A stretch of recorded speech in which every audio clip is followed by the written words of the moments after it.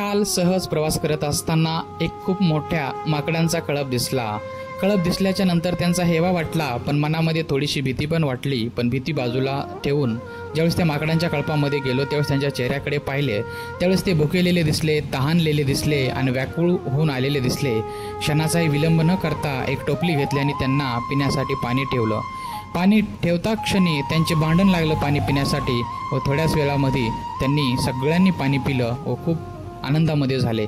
मला सांगायचं एवढंच आहे, जर वाटाने कुठे जात असताना असे पशु पक्षी प्राणी जर दिसले तर त्यांना दगड गोटे मारण्याऐवजी जर त्यांना आपण पाणी दिलं, अन्न दिलं तर नक्कीच कुठेतरी आपल्याला पुण्य लागेल आणि चांगलं काम होईल.